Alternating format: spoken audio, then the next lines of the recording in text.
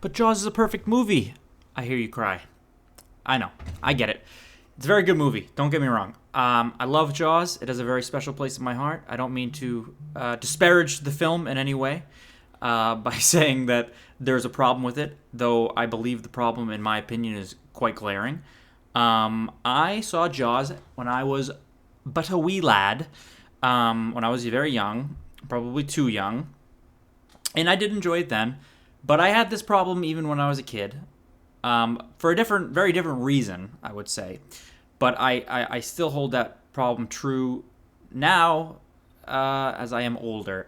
I just saw Jaws for the first time since I was a child, in theaters for the 50th anniversary. Great experience, except for those fucking idiots sitting next to me. Like, bro, shut the fuck up. Don't talk in the theater, bro. I can't. That's neither here nor there. I might make a video someday about theater etiquette and how, brother. Ooh. Whew. I don't want to digress too much about that, but there was some annoying people next to me, but whatever. So my problem with Jaws, and I think it is a big one, personally, is involving Quint, the character of Quint. I love Quint. He's maybe one of my favorite characters, movie characters of all time. He played by Robert Shaw. Fantastic performance. Very quotable, unbelievably quotable, as I'm sure everyone knows. But I think his death is wrong. I don't believe it is satisfying in the way a death should be in a film or for the character himself. It's not satisfying for his character. It's violent, it's visceral, it's upsetting, which is all good. You know, there's nothing wrong with a death being like that in a movie, but I think for the character of Quint, for what he represents, for what he is, for what he does, for what he goes through in his past, for what we learn about him in his past, the death is just so unceremonious, so pointless. His death is in vain. And I don't think storytelling-wise that's really satisfying for us as the viewer. I get that in horror movies sometimes characters will just, characters need to die, and I get that, but sometimes, but I wouldn't say Jaws is a horror movie. I would not categorize Jaws as a horror movie. Yes, there are horror themes. There are scary things that happen. There's a lot of death. But I don't think it's particularly, it's like, I wouldn't say a horror movie story-driven. I believe Jaws is story-driven. Even though there is a boogeyman in the shark, I suppose. Freddy Krueger, Jason Voorhees, fucking Jaws the shark, Bruce, whatever the fuck you want to call him. I think he's similar in that sense, that he's definitely a monster. They treat him as a monster, but the characters in Jaws are so much more vibrant, more lively. They're so much more than the typical horror movie character that I personally believe that they have arcs. I believe that they have stakes that are important to the character, not just for the creature or the audience seeing death. And I think this is quintessential. Excuse the unintentional pun there. Quintessential to Quint's character. We learn that Quint is a survivor of the USS Indianapolis. It's a horrific shark attack that happened in real life, I believe. I didn't look it up. I've looked it up long ago. I believe I'm gonna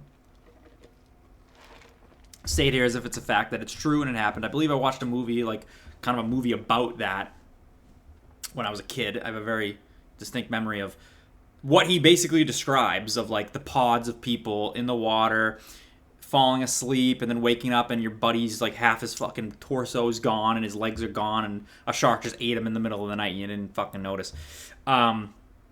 So he tells that story to Hooper and the chief Brody.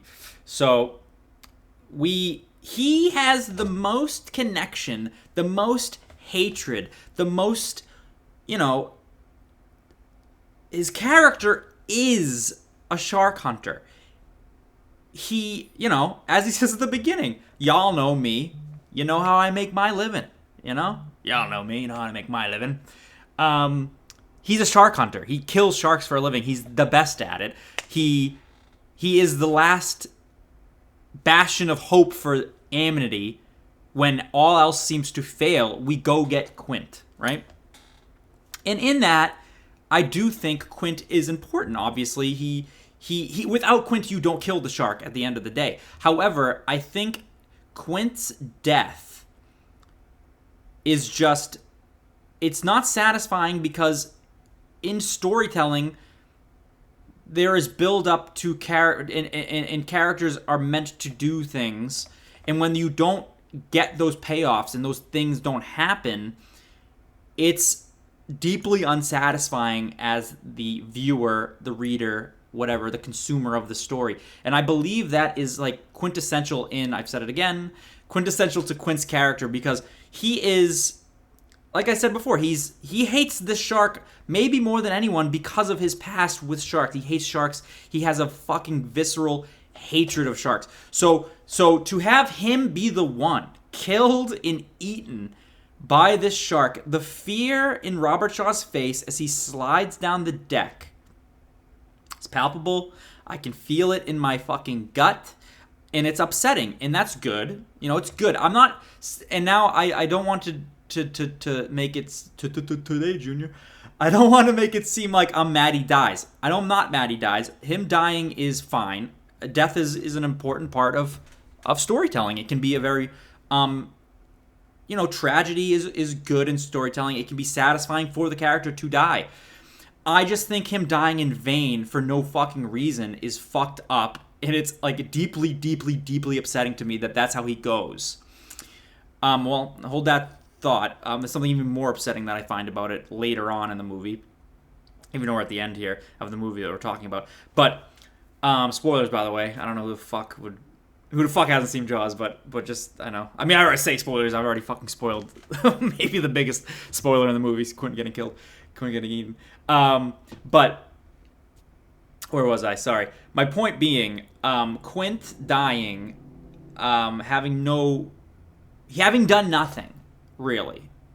Quint has done nothing, and it's not satisfying that he dies doing nothing. I personally think what should happen is Quint can still die. But in his death, in the death that Quint has, instead of going out like a fucking bitch that he does, I hate to say it about him, I love Quint, but he does, he's scared, he's a bitch, which is fine, but it's not satisfying for this shark killer that we have.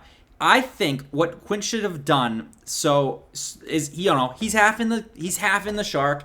He's teeth getting in his chest, blood just going everywhere. It's gruesome the same way. But Quint should do something in that moment which allows Brody to kill the shark in the end. Be it grab a piece of wood, jam it in the shark's eye. It doesn't even need to be helping Brody to beat the shark. It could be something to weaken the shark to allow Brody to do something, or the shark's blind. He blinds the shark so the shark doesn't realize he's biting on the fucking the oxygen tank at the end. Just let Quint go out with some fucking dignity. This character that's, I think, personally, the most interesting character in the whole movie by like a fucking league, like by a fucking country mile. Quint is so much fucking more interesting than Brody or Hooper. Fucking don't get me started about Hooper. I'm gonna talk about Hooper in a minute. But I don't know. He's fucking down there. He's bashing on the shark, trying to get away, and he sees the oxygen tank, and he fucking takes the tank with him. And then it gets jammed in the shark's throat while he's swallowed, and that's when Brody can fucking smile, you son of a. Boom, it explodes.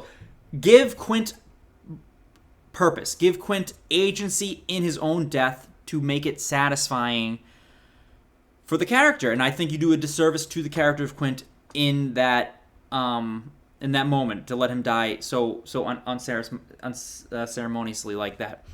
Excuse me as I. It's just me. This is a fucking kind of a nitpick for a really fucking great movie. It's not really a nitpick. I really docked it on my Letterboxd review for this.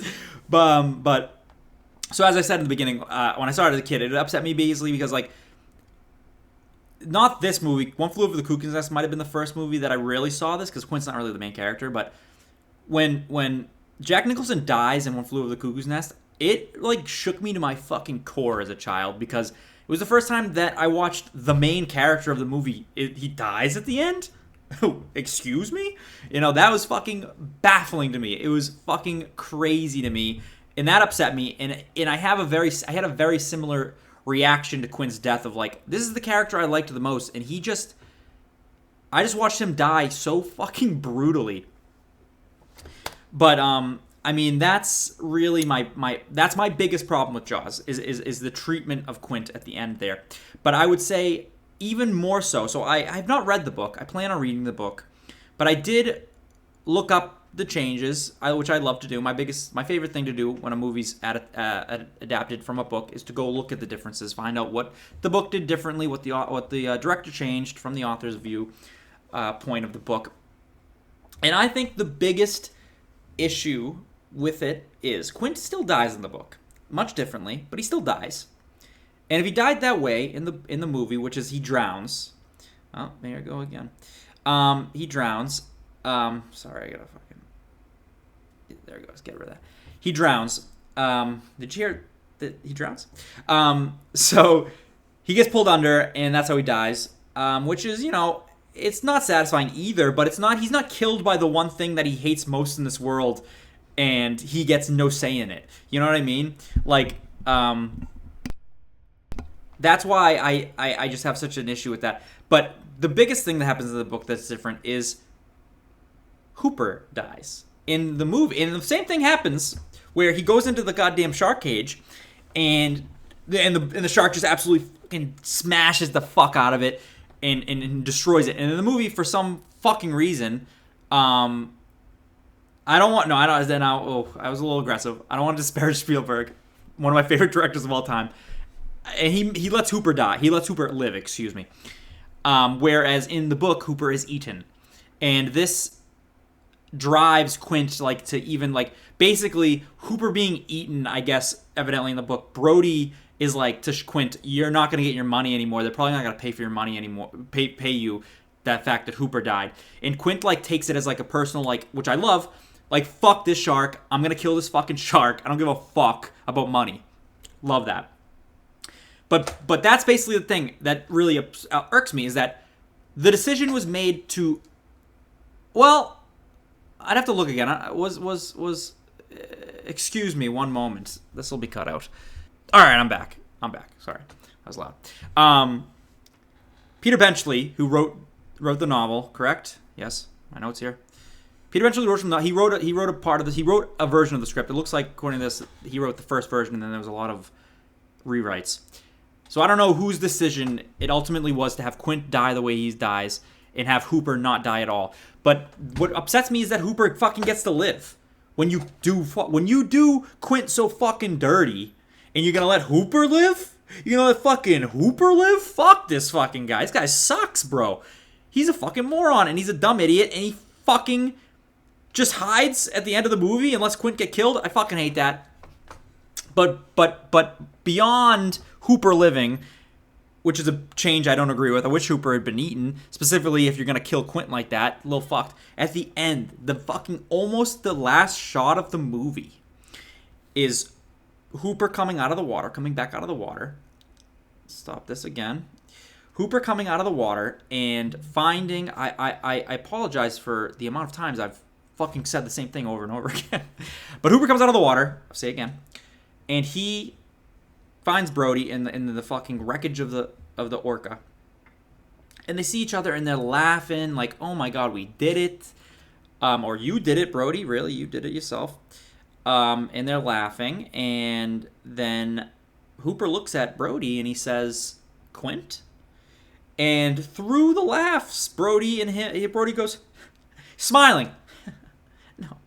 And then they are happy and they fly, and they're still laughing, and I'm like, brother, how to disrespect this man. I get that Hooper and Quint didn't see eye to eye, but on a lot of things. But like the fact that they don't have a sad reaction to him being dead really set me off, bro. I was like, yo, fuck the two of you pieces of shit, dude.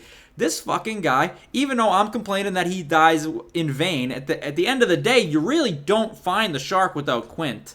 You know, I'll find it for 3, but I'll catch it and kill it for 10. You know, he's horrible impression I just did. But you know what I mean? It's like, how about a little fucking decency and respect for this fucking dead guy that you just spent days with? And I get they're like mad at him or whatever, but like he died so fucking brutal. I just couldn't believe, because I haven't seen it in like, you know, how old am I? Over 20 years maybe. Oh yeah, over 20, maybe 25. I don't know how young I was, but I haven't seen it in a long, long time, so I was pretty shook. I had a burned-in memory of Quint dying in my head, burned in. Still have it, and I was upset then. But to think of this guy, to think of them just, they don't give a fuck that he's dead at the end. They don't give a flying fuck, and I was so fucking like disgusted with the two of them. Hated that decision to have them be like not at all affected by Quint's death. I don't know. That's my ramble about that. Otherwise, I mean, I talked so much shit about it, but Jaws is just an unbelievable film, phenomenal film. Besides my little gripes there, which I do believe that they're pretty big gripes, and they do affect my enjoyment of the movie. But at the end of the day, it's a great movie, fantastic movie. I do love it. It's a very special place in my heart. And Quint, and I love Quint, which kind of comes down to why I feel it's a bit disrespectful to his character, the way he's treated at the end of this movie. But yeah, that's about it. I don't know. Like and subscribe, dude. I don't know. See you later.